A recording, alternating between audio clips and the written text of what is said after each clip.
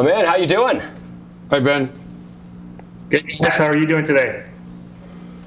Fantastic. Better now that we've seen you. Yeah.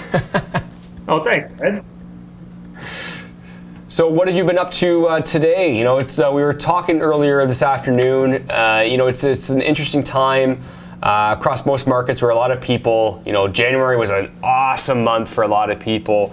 We've seen a few days of a pullback right now. I'm pretty sure everything's still red on the indices, especially the American side, S&P 500 and Dow. The last time I checked, it's almost like this awkward moment of, okay, we're almost at a doji right now, if you want to make a really bad analogy, but that's where, you know, we're in a standstill. Where are we turning after this? What are your thoughts? Yeah, I agree. We're definitely in a little bit of an awkward period. We're in a consolidation phase where we had a little bit of some FOMO action take place in the market along the spectrum, both in large caps, mid caps, small caps, you name it. Everything was running. I think our friends at New Cannabis Ventures put out some statistics, crunched the numbers, and global cannabis stocks went up 44% in January alone. Canadian cannabis was up like 36%. U.S. cannabis was up around 40%. So no question, FOMO was pervasive in the market, and we're seeing a little, pullback from that action. And of course, we have the Tier 1 earnings next week. A bunch of them, Aurora Cannabis, Canopy Growth. So, there could be a little apprehension, I think, going into that, with some of the run-ups and some of the valuations getting a little elevated again, and just people just taking profits. But the good news is, some of the technical damage has occurred in some stocks, but in other stocks it hasn't. For example, Aurora Cannabis is maintaining its February gap integrity, so it's above those levels, and it still maintains its uptrend. And Canopy Growth is as well. So it's not all doom and gloom, but no question, profit taking is sunk in. Ben, Ed here. The S&P's down quite a bit today, but it has had by any account, a spectacular bounce. And sometimes it's said that these spectacular moves occur more in a bear market, like the vicious moves usually are contra to the main trend. Do you subscribe to that, or is that just the way it is? Like, do you feel like we're topping out here? Well, I don't know. I mean, you can get some pretty spectacular moves on both sides. If I were to look a little bit further out, I'm not too enthusiastic about where the S&P and the Nasdaq, Dow Jones Industrial Averages are going to go as we go into the middle of this year and later this year, just because quantitative tightening is still going on, and that effectively acts as a interest rate hike in the market for every $200 billion that they drain from the market. It's like another 25 basis points, something like that. The economic growth is slowing throughout the world. Whether the U.S. actually goes in technical recession or not is in question. Probably won't happen in 2019, but yeah. So I mean, looking at the macro picture, I think you're just seeing a rally from oversold conditions. The economy is still pretty good at this moment, so there's some good headline news buoying the market, but. We've seen several bellwether stocks in the U.S. get hit recently on bad earnings. Daimler Chrysler today, and a few other ones over the past few days. Apple a couple weeks ago. So, investors have to be cautious here. If you're in weed stocks, you got to take that in consideration. That if the broad market doesn't do well, it's going to be an overhang on the sector as well. Yeah, and it will be interesting as well. At the top of the hour, we were talking about how. Chris Arthur is a fund manager who's part of our community. We were talking about how this year started, and just to reiterate to you, because in case you weren't watching the very beginning of it, it was basically stating that if the December was an awful month, and January, I believe it was the first 5 days are green, and then the rest of the month is green. 27 of the last 30 years that happened, we have a green year. So you take that and you look at the fact that now we're kind of cooling off on interest rates. I think that's both the Fed and Bank of Canada both took really dovish attitudes after the last little point and didn't raise rates either. You know, when you start seeing that and you start seeing some money come in, it gives you a little bit of stability, but a lot of people I don't think are sold yet. I think a lot of people are still on that fence. Are we going to see a little bit of a pullback here, or are we going to be all systems go at least for the first, you know, Q1, Q2? Yeah, if you're talking about the broad markets, I'd agree with that. I mean, technically, the uptrend is still very much in place, and you know there could definitely be more upside to be had in the coming few weeks. But there's just a lot of headwinds on the horizon in terms of global growth, in terms of China, for example, slowest growth in 30 years. They won't be able to backstop the economy if the world economy if things sort of turn south this time, like they did in 2000 and 2007 and 2008. So, you know, I think from a cannabis stock perspective, you have to take a look at the macro picture and you have to take that in consideration. Now, I think the biggest question for me going forward is if the markets start, disintegrating again, if the S&Ps start testing, December lows eventually, whether it be, late March, April, May, whenever, back half of this year, will cannabis stocks hold up better because of the growth picture? The hockey stick stories throughout the sector are emerging. Will they be able to buck the broad market weakness when some of those big companies actually decline earnings, have earnings degradation, and cannabis is just taking off? Will that money flood into the cannabis sector and actually hold it up, or perhaps rise it? And will the sector be able to act essentially as a salmon against the stream and stabilize, or in fact, keep appreciating, if all hell breaks loose, quote unquote, in the broad markets later this year? Yeah, and I think yes, I really do. I think yes. I don't think it's going to be a sector-wide. I think it's going to be specific. Because look at FANG, and people are going to be like, "Why on earth are you comparing it to FANG?" Because there's a reason. Because when you look at all of those stocks, once upon a time, you would never have guessed they'd be the juggernauts that are absolutely moving the American market, and really the North American market and Western Hemisphere, when you want to call it that. But when you're talking about the Canopies, when you're talking about Aurora, when you're talking about these massive players, I'll go on others, but I know I'll miss them anyway. The amount of money that these companies are going to start pulling in over the next 1 to 2 years as all these different systems are coming into play, as they're doing joint ventures all across the world, because the world, we have the know-how. Canada has the know-how, a lot of that, and we're able to help them globally. We're already seeing that in Germany and other areas where there's a lot of exports happening, but there's also a lot of joint ventures happening. I think when those companies really start pulling in those revenues that will shock and awe people, I think those ones can buck the trend. Is that enough to keep the whole sector up? I don't know, but I think they'll buck a trend similar to the way that Apple and those people did, because cannabis, it's not cheap. There's a lot of money in there, so it'll be interesting to see if I'm absolutely foolish for saying that, or if it's going to pan out in a year or so. I'll have to wait and find out.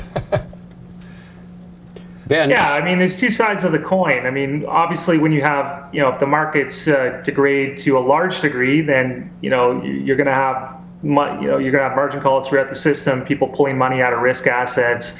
Even gold, could lose its bid and decline to the 1,200 or a little bit below in such a liquidation scenario. So, I mean, that's why investors in WE stocks have to account for that, because it is a risk. Operational risk to their portfolio. But that being said, I agree 100%. The hockey stick curve is so pervasive. I mean, Canopy Growth, I think Rob Sands predicted within 12 to 16 months, it's going to be pulling in $1 billion of annualized revenues. Aurora Cannabis is just about to take off as well. Even companies like Whaling Group, full year 2019 earnings, with the ICC International deal especially, you're looking at 9-figure revenue haul right there. So a lot of companies along the spectrum are going to be pulling in this, these huge revenues, and it's going to be occurring at a time where, the world economy is going to go into a a little bit of a tailspin, or a little bit of a, maybe that tailspin's a little bit too much there, but it's definitely going to degrade to a large degree. I mean, the bull market cycles have to end sometime, and it's, we're going on 9-10 years, second longest in history. So it's going to happen. And the fact that the Fed is easing rates now or not tightening anymore, historically has not been a predictor of, elongating the business cycle. Usually that's a predictor actually that the market is, ready to roll over. If you read guys like, David Rosenstein and his research, that's what he would tell you. Hey, Ben, Ed here again. Lately, since about August, we've seen gold, attack on about 10% in U.S. dollars. And a lot of other currencies, it's a lot more. But, gold is, and you're hearing a lot of big names that are successful investors starting to look at gold again. And, they haven't been in that arena for a while. And so we've had, gold move up about 10%. The S&P, which was down 18% or something like that, now it's rallied back half of that. So it's sort of down. Gold is up, and I noticed the TSX Venture. If you look at a longer-term chart, it looks like there may be evidence of a double bottom, and it's up about 18% off the lows. Do you see? Do you subscribe to the theory if the U.S. market starts to back off, that maybe gold will continue to get a bid, because it seems to be rock solid here. Like it's been quietly moving up, and it's holding that sort of psychological barrier of 1,300. And here in Canada, there's a lot of the stocks are at 100-year lows relative to in terms of value relative to the S&P. Yeah, gold is a little bit of a tricky one. It's my position. I'm going to stick with this position for now, but it's my position that I believe gold is probably dead money right now. I'm a firm believer that the bid in gold is going to follow the cycles of 2000 and 2001 and 2007-8 recessions, where when the recession was just about to take place, gold was actually fairly weak. And it didn't really get going until about midway through the recession, near the back half of the recession, when the panic really started to kick in. Investor panic, the doom and gloom about the economy. And then you had, the Fed started talking about monetizing its balance sheet. And then there was TARP. So, of course, the debasement of money, they're growing the balance sheet, from 800 billion to 4 trillion. So that's when gold really caught a bid and went on a tear for a year and a half, 2 years, and made new highs. So I could be wrong on this. Maybe, it follows a different pattern this time, but I'm going to say that gold has the potential to be sort of dead money. I know a lot of people are talking about it anecdotally and thinking that gold is really solid here. And that could be the case. I'm not going to stake my life on this kind of call, but I think you'll really start to see gold going when talk of reflating the balance sheets occurs, and when you really start to see doom and gloom in the economy. And that can only occur when recession is sort of midway through, halfway through, or near the end of it, and it really picks up, volatility picks up. I think that's when you want to purchase gold stocks, the most leveraged gold stocks you can. Big miners that haven't hedged their price to a certain level. You want to get into those. Yeah, I noticed someone pointed out to me, I think it was Tom Meredith, who's the CEO of West Red Lake Gold. He said that the gold miner, the ETF for the juniors, which I think is GDXJ, it's had a pretty big move. Like it's had a run here. I was surprised. I hadn't been following it. Maybe that's the end of the run, right? You never know. I mean, gold's got to keep moving for these things to keep moving. That's for sure. Well, the problem with gold is that there's so many false rallies. I mean, if you were to count on two hands how many false rallies gold has had over the past, 4 or 5 years, it's incredible. I mean, you get these $150, $200 rallies, and then they sink back. It never really seems to break the $1,350, $1,400 marks. So again, no cycle is the same, but so I could be wrong here. No cycle is the same. I know. We're just having a friendly discussion.